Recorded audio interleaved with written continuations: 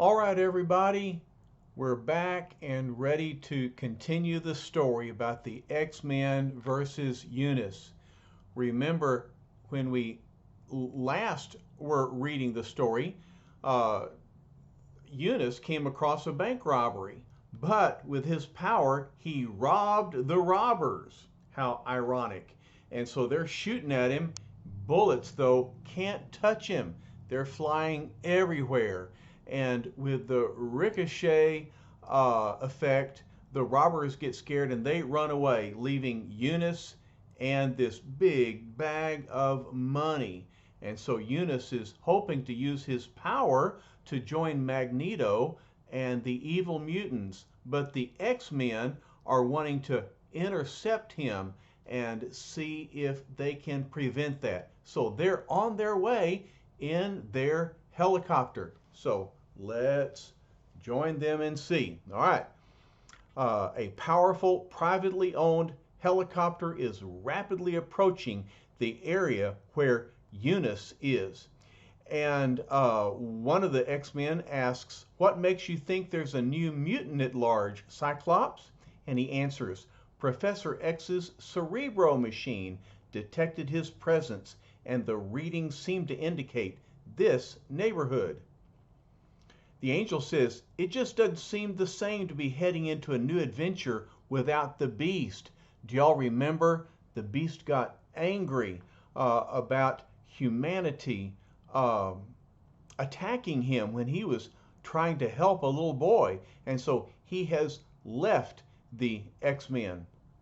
And Cyclops says, "We all feel the same way, Warren, but let's concentrate on the job at hand." Iceman is looking out the window and he says, "Look, something's going on down there." Angel leaves the plane and flies on his own power. He says, "The bank's been robbed. You land the chopper. I'll glide down under my own power and look around."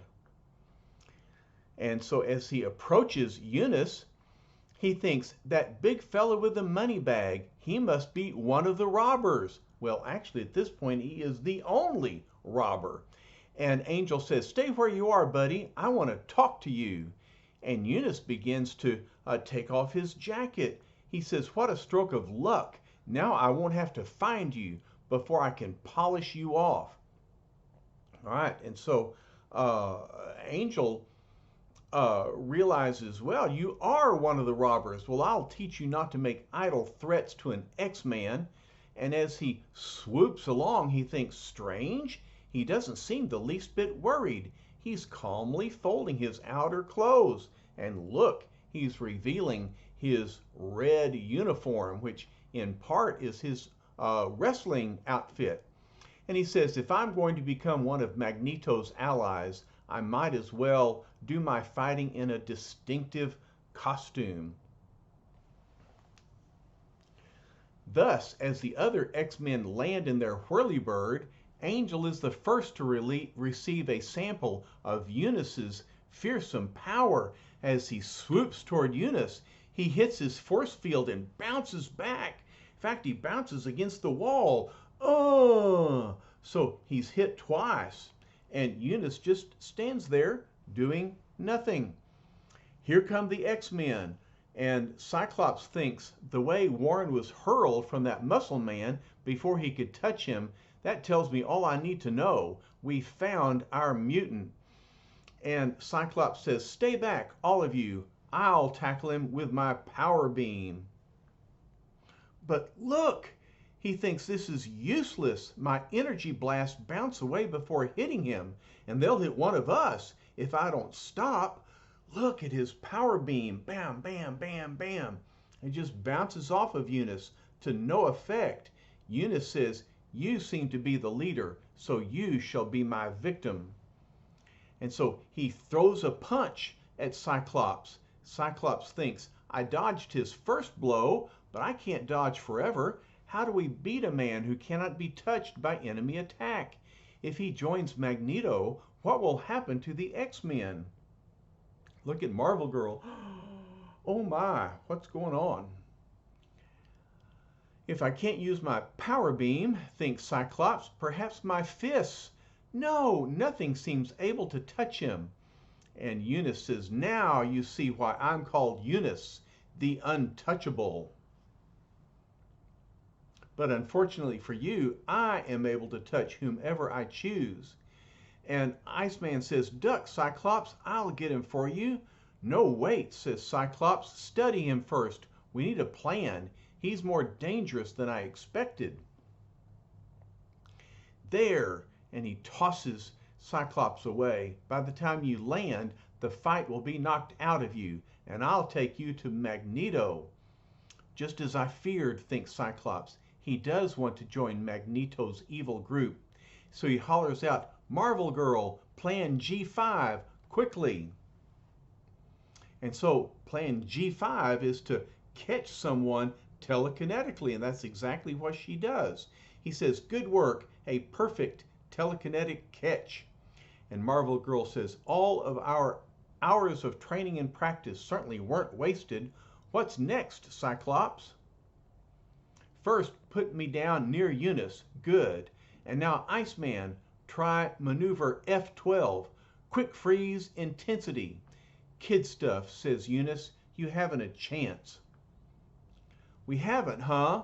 Says Iceman. Just wait till this instant igloo forms around you, loudmouth. You're not tackling amateurs, bub. And he says, is there nothing you freaks can't do? When you tackle one X-Man, you tackle all of us. And don't you forget it, says Iceman. But Unus says, no teenage brat of a mutant can talk to Unus that way. It'll take more than an icy cage to hold me.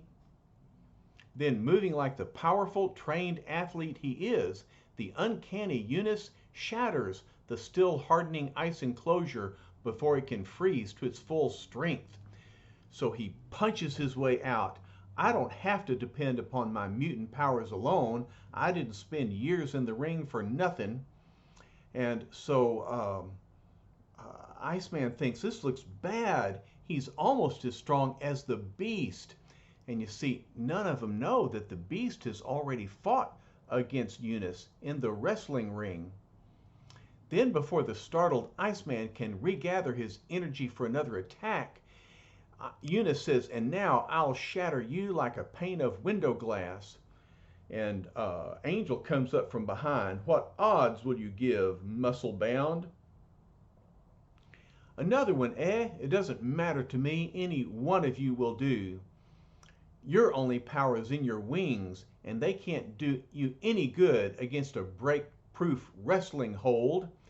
Angel says, I can't land a blow. I have to try something else. But while he can't touch Unus, Unus can touch the Angel, and so he's grabbed his neck.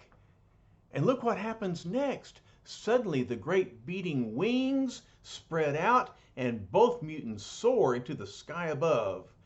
Anyone can wrestle, Unus, says the Angel, but here's a little flying lesson for you. You can't hang on forever. We'll see how much good your power does you when you fall. And Unus says, you can't bluff me. You're not murderers, and I know it.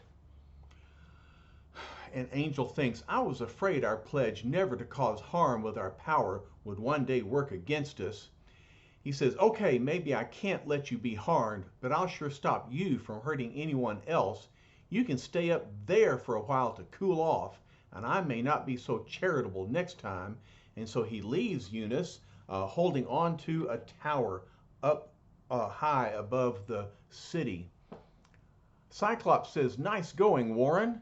We stopped him from now, but what happens if he menaces us again? Iceman says, next time he'll be too smart to try to grab you, Angel. His power certainly is a strange one, says the Angel. Although we can be touched, it seems that any weapon or any blow thrown for the purpose of injuring him is automatically deflected in some way. Marvel Girl says, if he ever joins Magneto, how would we fight him? Well, Cyclops admits, nothing more we can do now. Let's get back to headquarters and think this out. And so they return to their headquarters, and Angel says, even if the Beast hadn't quit, his strength couldn't help us. he'd be unable to land a blow. Cyclops then says, "Hold it! There's someone in the lab." So he hears someone inside their headquarters in the lab. And look, it's Hank. That's what Marvel Girl says. It's the Beast. And Cyclops asks, "Hank, what are you doing back here? Does this mean?" "It probably means I'm a king-sized, addle-pated glutton for punishment," answers Hank. "But look, he's working on a device." He says, "But since I'm apparently the only one with the technical skill and intellectual capacity to devise a counterweapon to Unus's power, it behooves me to save you from a possible ignominious defeat." "What type of weapon is that?" asks Cyclops. "The only kind that can achieve your objective, a ray to increase Unus's power." Marvel Girl says, "To increase his power? Have you gone mad?" Cyclops agrees. He says, "Hold it, Beast. I don't know what your game is, but you'd better have a mighty good explanation. Look, he turns the ray on, and you see that it is working." Angel says, "He must have already joined Magneto. We can't let him leave with that ray." And Iceman says, "Even though he quit, I never thought Hank would really turn against us like this." "Drop that ray, McCoy. I said drop it." And Cyclops unleashes his power beam. "Cyclops, don't," says Hank. "You don't know what you're doing. I must do this. It's for your own good." And so Hank leaps out of the way, carrying his device with him. In the next split second, the Beast lives up to his name by moving with the speed and agility of a jungle cat. And someone asked Cyclops, "Why didn't you stop him?" And Cyclops admits, "I couldn't. I just couldn't bring myself to hit him with my power beam. But we've got to go after him." And look, Hank has leaped out the window and he's on his way, carrying his mysterious, energizing power ray. Cyclops says, "Unus must be back at the gym by now. That's probably the Beast's destination. Let's move." "Hang on, Jean," says the Angel. "I'll take you with us like this. It's the fastest way." And as Iceman scoots along, he says, "Be careful not to slip on my icy path, Scotty." Minutes later, we find Unus back at the gym on the phone talking to Mastermind. "Look, Mastermind, tell Magneto to give me another chance. I almost had him licked. They won't escape me next time." Then here comes the Beast. "There won't be a next time, Unus. Not for you." "Another X-Man," says Unus. "Well, no matter who you are, I'll and he's hit by those rays. The Beast says, "You talk too much, Muscle Man. Perhaps this will silence you." "You fool, that didn't affect me," says Unus. "Wait, it did. I can feel it. It made me stronger than ever. My power has increased. I didn't realize. You must be on my side. Magneto must have sent you." "Think what you want to, Unus," answers the Beast. "And now let's put your new power to the test." "I was right," says Unus. "I'm more untouchable than ever. Look how fast that thing bounced away from me." And the other X-Men arrive, and Cyclops says, "We're too late. He's used the ray." "Oh no," says Marvel Girl. "How could he?" And the Beast says, "It was easy, Marvel Girl. I couldn't permit you to stop me." So see, Hank tossed the device at Unus, but it just bounced away. "Cyclops, what's our next move?" asks Angel. And Cyclops says, "Nothing yet. Stay back. See what Unus tries to do." "I'll restrain them, Unus," says Beast. "You experiment with your new power. Then we'll be back." And Unus says, "You'll make a good member for Magneto too. Anyone who would betray his own team by helping the enemy." Then, as the shocked X-Men leave the gym, Iceman says, "Cyclops, let someone else handle Hank. I can't get myself to do it." And Marvel Girl said, "Wasn't it enough to desert us? Did you have to betray us as well? And Hank says, I did it for your own sake, Scott. You'll see. Scott says, take your hand off me. They're angry at Hank. They don't understand what he did. Do you understand what he did? How can Hank help the X-Men by increasing Unus's power? Well, let's see what happens next. Later, back inside the gym, Unus crows in triumph. Wait till Magneto hears that one of the X-Men was so frightened of me that he increased my power in order to become my ally. He'll have to let me join his mutant band after that. Now, not only are menacing blows and weapons unable to touch me, but I can make anything spin away from me by merely getting near it. I'm completely untouchable, the most invulnerable man alive. Nothing can touch me, therefore nothing can harm me. And so as he moves toward the chair hurls away. I'll grab a cigarette, what I call Mastermind, and tell him what happened. Hey, I can't touch the blame thing. It moves away from me. Well, you know, a power that keeps someone from smoking cigarettes, that's a pretty good power, because they don't do anybody any good at all. He says, blast it, no blame cigarette is going to stop me from smoking it. Well, sure enough, he can't even grab the pack of cigarettes. I'll throw myself on top of the table and grab it before, wait, I missed it again. So anything he wants moves away from him. This is crazy. Now even the table is shoving itself away from me. And so without any control over his power, he can't touch anything. He can't land anywhere. What's going on here? What's happening to me? What good is my new power if I can't control it? Dazed and confused, the angry mutant walks into the street as every object he passes recoils as though it has a will of its own. Out of my way, fools! I'm invulnerable. Can't you see? I'm untouchable. And even when he knocks aside a guy carrying a bunch of bricks, the bricks fall, but they can't touch him. They just scatter everywhere. Finally, the pangs of hunger begin to gnaw at him. And so he goes into a restaurant. He says, give me a steak and make it fast. Understand? Sure, big fella. I got one right here. I was going to give it to someone else, but he's not as big as you. And then he said, what? It flew right off the plate. Then give me another. I'm hungry, do you hear? Hungry. Cyclops says Iceman, you'd better contact Professor X. He'll know what to do with the beast. No, Bobby, I won't disturb him yet, answers Cyclops. The beast can do nothing more while he's with us. And Beast says, it's too late to do anything now. Just wait. You'll see. And Cyclops says, I have another plan to try now. Are you ready, Warren? Ready, Cyc. Perfect. If all else fails, we'll drop a plastic bubble like this over Unus. He won't be able to touch it. It will move with him. It will be a form of portable prison. That's an interesting idea.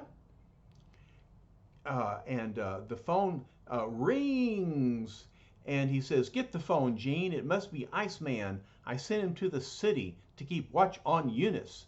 Okay, so with her telekinetic power, she lifts up the phone and answers.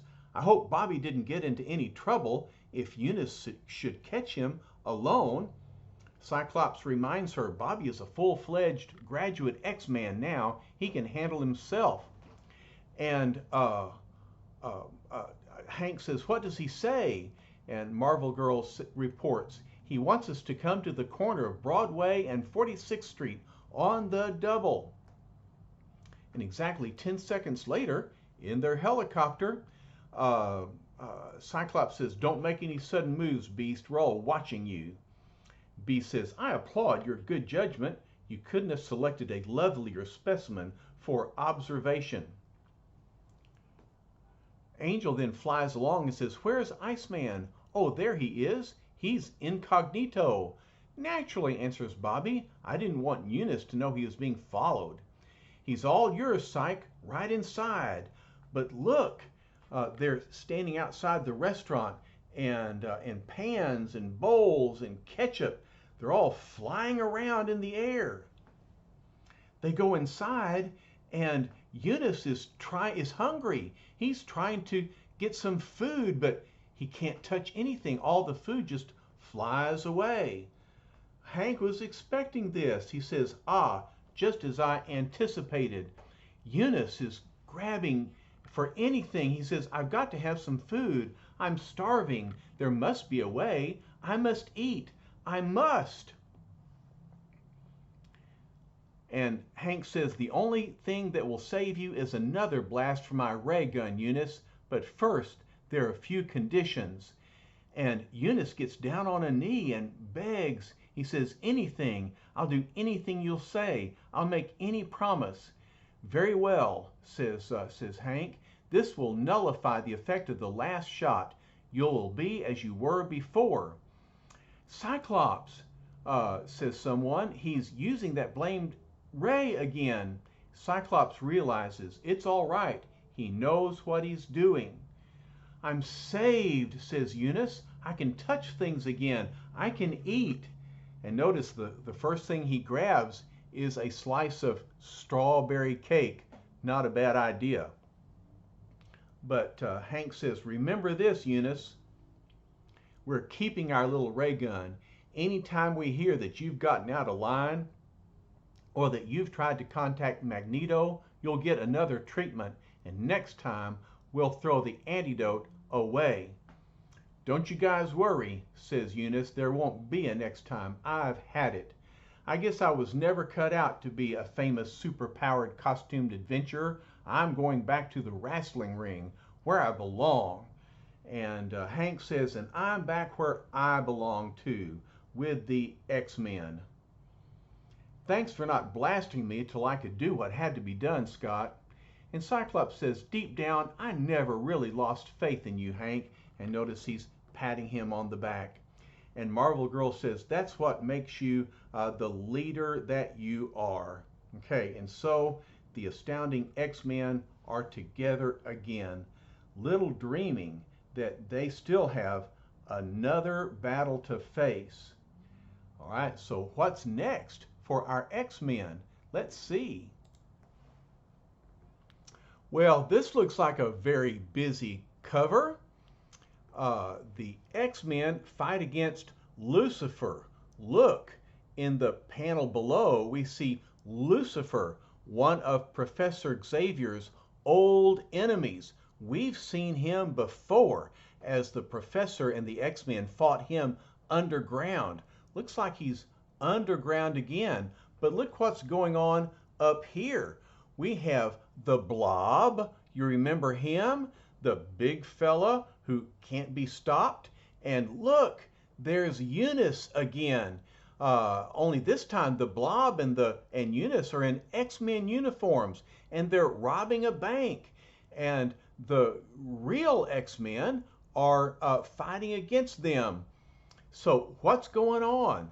We're going to have not one, not two, but actually three of the X-Men's old enemies uniting together in a big plot to discredit the X-Men and to oppose them and defeat them. So sounds like a very busy story for us to follow up on when we meet the X-Men again. All right, did you enjoy your story about Unus? Well, as you can see, he hasn't gone away for good. So he's back for bad. Love y'all very much. I will see y'all next time. Bye-bye for now.